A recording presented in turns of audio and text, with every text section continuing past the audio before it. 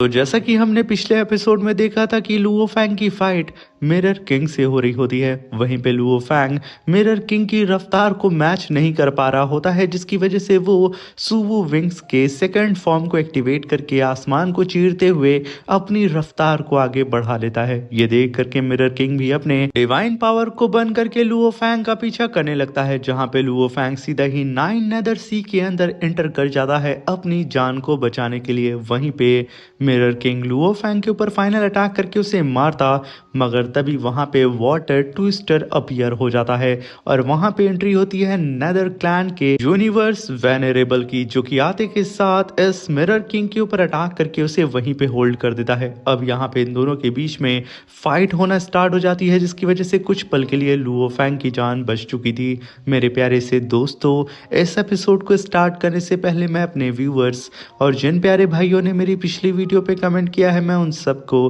तहे दिल से धन्यवाद कहना चाहता हूँ। साथ में मेरे प्यारे से नए व्यूवर्स, आप लोग भी इसी तरीके से कमेंट कर सकते हैं। मैं आपके कमेंट का स्क्रीनशॉट लेके अपनी नेक्स्ट वीडियो में उसे शो ज़रूर करूंगा। अगर मेरे प्यारे से दोस्तों चैनल पे नए आए हैं और अभी तक चैनल को सब्सक्राइब नहीं किया है तो सब्सक्राइब करके हमें सपोर्ट करें। अब बिना देर किए इस एपिसोड को हम स्टार्ट करते हैं। इस एपिसोड की स्टार्टिंग में मिरर किंग अभी भी उस यूनिवर्स वेनरेबल से 9 नेदर सी के अंदर फाइट कर रहा होता है, अगर तभी वहां पे मिरर किंग की नजर लुओ फैंग के ऊपर पड़ती है, जो कि गहरी गहरी सांसें कोने में खड़ा होकर के ले रहा होता है। वहां पे मिरर किंग कहता है कि मुझे यहाँ पे सबसे पहले इस ब्लेड रिवर किंग को पकड़ के उससे उसके सारे ही ट्रेजर्स को छीनना है, मगर तब तक लुओ फैंग और भी ज्यादा डीप में भागने लगता है उस सी के। ये देख करके मिरर किंग अब उस वेनरेबल से फाइट छोड़ करके लुओ फैंग का पीछा करने लगता है और सीधा ही वहां पे लुओ फैंग को पकड़ने की खातिर अपनी divine power trade cage technique को परफॉर्म करके लुओ फैंग के ऊपर टाइगर रोड टेक्निक से अटैक करने लगता है। लुओ फैंग अब बहुत ही तेजी से और भी ज्यादा डीप में जाने लगता है अपनी जान को बचाने के लिए। वहीं पे मिरर किंग कहता है कि बस एक बार मेरे हाथ में ट्रेजर लग जाए, मैं बड़े ही आराम से इस वेनरेबल से अपना पीछा छुड़ा लूंगा, इसलिए उसका प्राइमरी टारगेट होता है लुओ फैंग। मगर तभी वहां पे अंडर वाटर ट्विस्टर अपीयर हो जाता है, जो कि लुओ फैंग को बड़ी ही तेजी से अपनी तरफ खींचने लगता है और लुओ फैंग भी अपनी जान को बचाने के लिए सीधा ही उस वाटर ट्विस्टर के ही अंदर घुस जाता है। अब यहाँ पे मिरर किंग अपनी आंखों के सामने लुओ फैंग को मौत के मुंह में जाता हुआ देख करके उसका पीछा गुस्से में छोड़ता है और अपनी जान को बचाने के लिए अपने डिवाइन पावर को बर्न करके अपनी रफ्तार को बूस्ट करता है और बहुत ही तेजी से उस वेनरेबल से जान छुड़ाने की खातिर अपनी डायरेक्शन को चेंज करके सीधा ही इस 9 नेदर सी के बाहर निकलने लगता है, जहां पे वो सक्सेसफुली उस सी से बाहर निकल चुका था। मगर तभी वो वेनरेबल हंसते हुए कहता है कि बच्चे, तेरी रफ्तार तो बहुत तेज है, मगर याद रखना अगली बार तू मेरी सी के अंदर आया, मेरी टैटरी के अंदर आया तो तेरा मरना तय है। और वहीं पे हम लुओ फैंग को देखते हैं, जो कि उस ट्विस्टर के अंदर फंस चुका था। उसके हाथ और पैर वहां पे टूट रहे होते हैं, उसके मुंह से यहाँ पे खून निकल रहा होता है। लुओ फैंग तभी कहता है कि अगर मैं ज्यादा देर तक यहाँ पे फंसा रहा तो यकीनन यहाँ पे मेरी बॉडी के चिथड़े उड़ जाएंगे। तभी वहां पे लुओ फैंग तुरंत स्टार सीलिंग फॉर्मेशन को समन करता है और तुरंत उसके अंदर घुस जाता है, जिसकी वजह से स्टार सील लुओ फैंग को यहाँ पे प्रोटेक्ट करने लगता है और लुओ फैंग की जितनी भी इंजरी हुई होती है, स्टार सील अपनी डिवाइन पावर से उसकी सारी ही इंजरी को हील करने लगता है। जहाँ पे लुओ फैंग को थोड़ी बहुत तो तकलीफ हो रही होती है, मगर कुछ पल के अंदर लुओ फैंग की सारी ही हड्डियां जो टूटी थी वो सब की सब पल भर में ठीक हो जाती हैं। तभी लुओ फैंग अपने स्टार सील के प्रोटेक्शन में बहुत ही तेजी से इस टोर्नेडो के एकदम डीप में जाने की कोशिश करता है। आखिर वो देखना चाह रहा था कि आखिर इसके अंत में क्या है। तभी लुओ फैंग एक ब्लास्ट के साथ एक अलग सी ही जगह पे आ जाता है, जो कि असल में 9 नेदर वर्ल्ड था।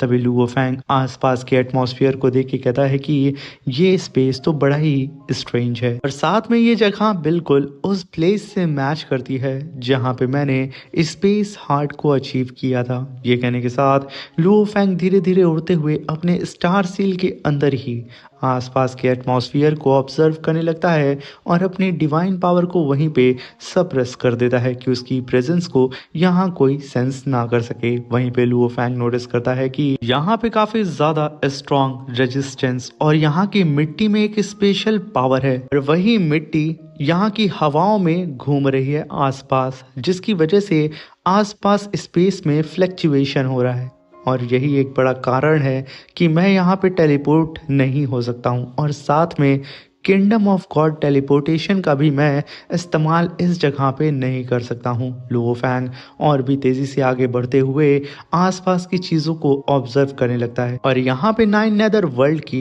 जो मैग्नेटिक फील्ड होती है वो लुओ फैंग की रफ्तार को भी बहुत हद तक स्लो कर देती है। मगर फिर भी लुओ फैंग इतना ज़्यादा उत्सुक हो चुका था कि उसे आसपास की चीज़ों को जल्द से जल्द ऑब्जर्व करना था। मगर तभी वहाँ पे नाइन नेदर वर्ल्ड के कई सारे कल्टीवेटर्स की एंट्री होती है। उन सब की नज़र लुओ फैंग के स्टार सील पे पड़ जाती है और उन सब का एक ही सवाल होता है कि आखिर ये क्या चीज़ है। वहीं पे लुओ फैंग भी उनके प्रेजेंस को सेंस कर लेता है और तुरंत वहाँ पे लुओ फैंग अपनी मेंटल पावर का इस्तेमाल करके आसपास की चीज़ों को ऑब्जर्व करने लगता है, जहाँ पे लुओ फैंग को पता चलता है कि उसके सामने लगभग 300 इमॉर्टल कल्टीवेटर्स खड़े हैं। इन सारे ही कल्टीवेटर्स के होलिये से लुओ फैंग ये अंदाज़ा लगाता है अभी सी के ऊपर जिस वेनरेबल से उसकी मुलाकात हुई थी ये लोग एक ही रेस से बिलोंग करते हैं। मगर तभी वहाँ पे उन सोल्जर का लीडर यानी कि कमांडर बिल्कुल कंफ्यूज होकर के लुओ फैंग के स्टार सील को देख रहा होता है। उसे समझ में नहीं आ रहा होता है कि आखिर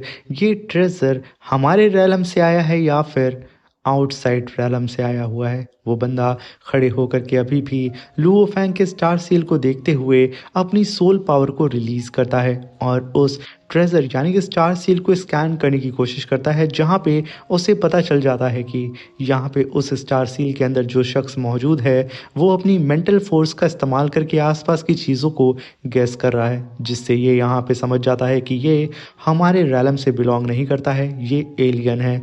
वो तुरंत अपने साथी से कहता है कि जा करके लॉर्ड को बता दो यहाँ पे एक घुसपैठिया आ गया है और बाकी सभी लोगों को लेकर के वो लुओ फैंग के ऊपर टूट जाता है। अब यहाँ पे लुओ फैंग के पीछे लगभग 299 कल्टीवेटर्स लग चुके थे। यहाँ पे लुओ फैंग समझ नहीं पाता है कि उसने तो यहाँ पे अपनी डिवाइन पावर को तो सप्रेस करके रखा था, तो आखिर कैसे उसे इन लोगों ने गैस कर लिया। लुओ फैंग तुरंत उड़ते हुए आगे भागता है और स्टार सील से बाहर आता है और अपनी सुबू विंग्स को समन करके अपनी रफ्तार को बढ़ाने की कोशिश करता है। मगर फिर भी उन सारे ही कल्टीवेटर्स की रफ्तार काफ़ी ज़्यादा तेज़ होती है। उन लोगों को यहाँ पे मौजूद जो मिट्टी होती है हवाओं में की वजह से इन सारे ही सोल्जर्स की रफ्तार कम नहीं होती है। वो लोग अपनी अच्छी खासी रफ्तार से लुओ फैंग का पीछा कर रहे होते हैं, मगर लुओ फैंग को यहाँ पे दिक्कत का सामना करना पड़ रहा होता है अपने सामने अजीब सी मैग्नेटिक फोर्स की वजह से। तभी लुओ फैंग अपनी सुवो विंग्स के सेकंड फॉर्म को एक्टिवेट करता है और बिजली की रफ्तार से उस मैग्नेटिक फील्ड को समझते हुए इस रैलम की इस पूरे ही आसमान को चीरते हुए बहुत ही तेजी से आगे की तरफ भाग जाता है। पल भर में लुओ फैंग उन सारे ही सोल्जर्स की आंखों से गायब हो चुका था। ये देख करके उन 299 कल्टीवेटर्स का लीडर यानी कि उनका कमांडर एकदम शॉक्ड हो जाता है कि आखिर ये कैसे हो गया। आखिर ये कल्टीवेटर जब हमारे रैलम से बिलोंग नहीं करता है तो आखिर ये हमारे रैलम के अंदर इतनी तेजी से कैसे उड़ सकता है। वो लुओ फैंग के आसपास में मौजूद स्पेस क्रैक को हाथों से पकड़ के क्रश कर देता है और काफ़ी गुस्से में अपने पावर को रिलीज करके कहता है कि जल्द से जल्द यहाँ पे जितने भी लोग मौजूद हैं उस कल्टीवेटर को ढूंढो, उस एलियन को ढूंढो, क्योंकि उसे मैं मारना चाहता हूँ। ये सुनना ही था उसकी आर्मी यहाँ पे कई पार्ट में बढ़ जाती है और लुओ फैंग को ढूंढने लगती है। वहीं पे लुओ फैंग फिर से अपनी सीक्रेट प्लेस यानी कि एक गुफा को ढूंढ करके अपनी कल्टीवेशन करने लगता है और कहता है कि मेरे पीछे जो कल्टीवेटर्स पड़े थे उन लोगों की जो जेनेटिक फाउंडेशन है वो एक्स्ट्रा ऑर्डिनरी है और वो सारे ही सोल्जर बहुत ही ज़्यादा स्ट्रांग थे। और अब तो मेरे बारे में उन सबको पता भी चल चुका है, इसलिए अब वो और भी ज़्यादा फोर्स को लेकर के आएंगे मुझे ढूंढने के लिए। तभी वहाँ पे लुओ फैंग कहता है कि बबाता, क्या तुम इन लोगों के बैकग्राउंड के बारे में कुछ जानती हो? अगर नहीं तो प्लीज़ डाटाबेस में चेक करो और इनके बारे में मुझे बताओ। तभी बबाता तुरंत वहाँ पे अपने असिस्टेंट को एक टोपी मार करके वहाँ पे इन 9 नेदर वर्ल्ड के कल्टीवेटर्स के बारे में रिसर्च करने लगती है और ह्यूमंस के डाटाबेस को चेक करने की कोशिश करती है कि क्या कोई भी यहाँ पे इन लोगों के बारे में जानता है। मगर यहाँ पे जवाब बबाता का ये होता है कि लुओ फैंग, हमें डाटाबेस में कोई भी इंफॉर्मेशन, कोई भी रिकॉर्ड नहीं मिला है इनके बारे में। तभी लुओ फैंग कहता है कि इन लोगों के बारे में जो अफवाहें थी वो सच है। कोई भी शख्स इस रैलम के अंदर आता तो है मगर जिंदा बच के यहाँ से वापस जाता नहीं है, और जब वापस जाएगा नहीं तो इन्फॉर्मेशन कैसे ही किसी को मिलेगी। तभी बबाता कहती है कि लुओ फैंग, परेशान मत हो, यहाँ पे जो तुम्हारा डीमन क्लोन है ना, उसकी सीक्रेट डोमेन टेक्निक को परफॉर्म करके तुम यहाँ से बड़े ही आराम से निकल सकते हो। एक प्रॉब्लम तो तुम्हारी सॉल्व हो चुकी है, मगर जब तक यहाँ पे डीमन क्लोन अपने मिशन को कंप्लीट करके उस वर्ल्ड ट्री की लीव को लेकर के यहाँ नहीं आ जाता है, तब तक मुझे लगता है कि तुम्हें ऐसे ही छुपे रहना होगा और अपनी जान को इन सभी लोगों से बचाना होगा। वहीं पे लुओ फैंग कहता है कि डीमन क्लोन, इस बार कैसे भी करके अपने मिशन में पास हो जाना और जल्द से जल्द यहाँ पे आ जाओ। तभी लुओ फैंग देखता है कि आखिर उसका डीमन क्लोन उस वर्ल्ड ट्री के कितना करीब पहुँचा है, जहाँ पे लुओ फैंग को पता चलता है कि अभी भी काफ़ी लंबी दूरी है, कुछ दिनों की। तभी वहाँ पे लुओ फैंग तुरंत वर्चुअल यूनिवर्स थंडर आइलैंड के अंदर जाता है अपने टीचर केओस सिटी लॉर्ड से मिलने के लिए। उसको आशा होती है कि शायद उसके टीचर को यहाँ पे 9 नेदर वर्ल्ड के कल्टीवेटर्स के बारे में नॉलेज होगी, उनकी कमजोरी और उनकी ताकत के बारे में वो अच्छी तरीके से जानते होंगे। मगर हमें बताया नहीं जाता है कि आखिर केओस सिटी लॉर्ड ने लुओ फैंग को क्या बताया है। वहीं पे लुओ फैंग की खोज करने के लिए अब कई सारे कमांडर्स अपने अपने ट्रूप्स को लेकर के लुओ फैंग की तलाश में जुड़ जाते हैं। लुओ फैंग अब उस केव से बाहर निकल के उन सभी लोगों से बचते बचाते उन लोगों के बीच से इधर उधर भाग के डीमन क्लोन को समय दे रहा होता है कि वो जल्द से जल्द उसके पास आकर के उसकी मदद कर सके। वहीं पे डीमन क्लोन फाइनली उस वर्ल्ड ट्री के बेहद करीब पहुंच चुका था 2 दिन के अंदर। तभी लुओ फैंग कहता है कि इस बार भूल करके भी गलती मत करना, तुझे कैसे भी यहाँ पे इस मिशन को कंप्लीट करना होगा। वहीं पे लुओ फैंग उन सारे ही सोल्जर्स को चकमा दे करके उनके ही रैलम में उन्हें दौड़ा रहा होता है। वो सारे ही सोल्जर्स एकदम फ्रस्ट्रेट हो चुके होते हैं लुओ फैंग से। और तभी हम देखते हैं कि फाइनली लुओ फैंग का डीमन क्लोन उस वर्ल्ड ट्री के जस्ट नीचे पहुंच चुका था, जहां पे लुओ फैंग तुरंत वहां पे अपने सर्वेंट पी किंग लेवल के किंग कैन को समन करता है और उसके हाथ में होता है फायर गॉड ओरिजिन क्रिस्टल। और वही किंग लेवल का सर्वेंट उड़ते हुए लुओ फैंग की डीमन क्लोन बॉडी के पास जा रहा होता है। इसके पास एबिलिटी होती है मल्टीपल क्लोन बनाने की। वो तुरंत जाते ही उस वर्ल्ड ट्री के करीब फायर गॉड ओरिजिन क्रिस्टल को सीधा ही दे मारता है उस वर्ल्ड ट्री के ऊपर, यानी कि चीची के ऊपर। और तभी हम देखते हैं कि वहां पे काफी बड़ा धमाका होता है और चीची इस बार भड़कते हुए कहती है कि मुझे समझ में नहीं आता है कि ये आउटसाइडर बार बार मुझे ही आकर के नुकसान क्यों पहुंचाते हैं।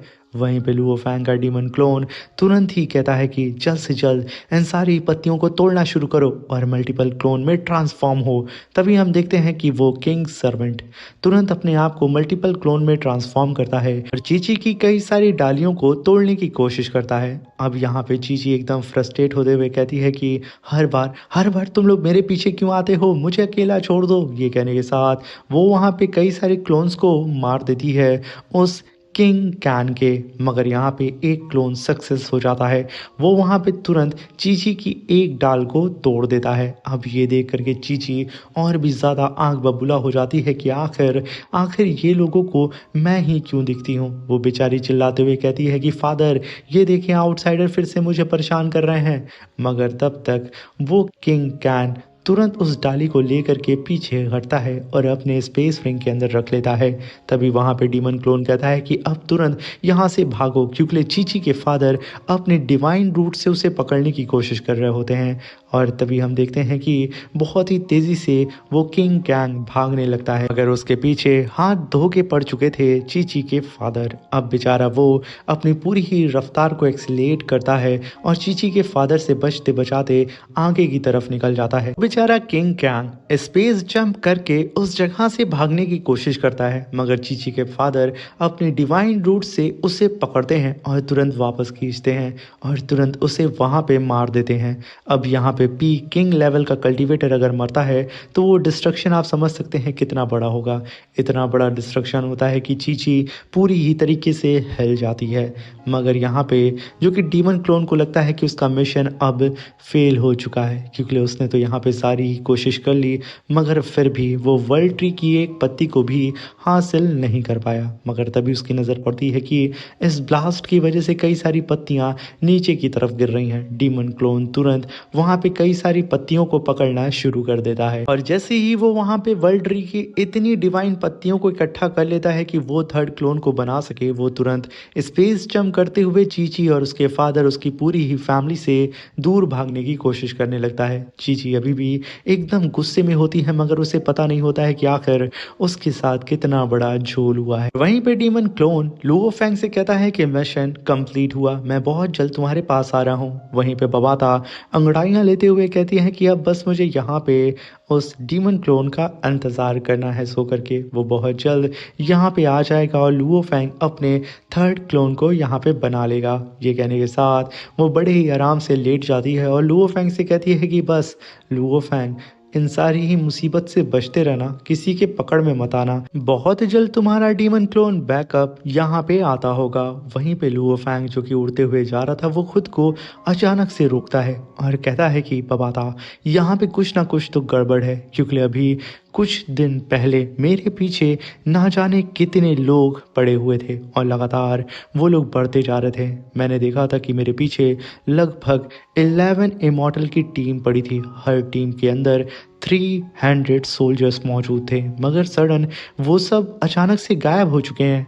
मुझे ये ठीक नहीं लग रहा है। वहीं पे बबाता भी एकदम अलर्ट हो जाती है कि हाँ लुओ फेंग तुम सही कह रहे हो। मगर तभी वहाँ पे सीन शिफ्ट होता है और हमें 9 नेदर वर्ल्ड के सारे ही सोल्जर्स और उनके लॉर्ड्स को दिखाया जाता है, जहाँ पे एक कमांडर कहता है कि योर हाइनेस यहाँ पे 3 मिलियन सोल्जर्स अपीयर हो चुके हैं उस घुसपैठियों को पकड़ने के लिए, और साथ में 9 जनरल भी आ चुके हैं। बस आपका इंतज़ार है, आपकी कमांड का इंतज़ार है। अभी वहाँ पे उन लोगों का लॉर्ड कहता है कि मैंने कभी सोचा नहीं था कि एक आउटसाइडर हमारे रैलम के अंदर आकर के हमारे सारे ही सोल्जर्स के नाक में दम कर देगा। आखिर उसकी रफ्तार इतनी कैसे हो सकती है? ये काफ़ी ज़्यादा इंटरेस्टिंग है मेरे लिए, इसलिए मैं उसे पर्सनली अपने हाथों से मारूंगा। ये कहने के साथ वो वहाँ पे हंसना शुरू कर देता है और लुओ फेंग की तलाश के लिए 3 मिलियन सोल्जर्स को चारों ही दिशाओं में तैनात कर देता है। अब तो यहाँ पे लुओ फेंग के लिए बच पाना इम्पॉसिबल है। इसी के साथ मेरे प्यारे से दोस्तों ये शानदार सा एपिसोड यहाँ पे ख़त्म होता है। वीडियो अच्छी लगी हो तो चैनल को लाइक शेयर सब्सक्राइब करके हमें सपोर्ट करें और कमेंट बॉक्स में ज़रूर बताएं कि आखिर आपको ये वीडियो कैसी लगी। Thank you for watching, bye bye, take care.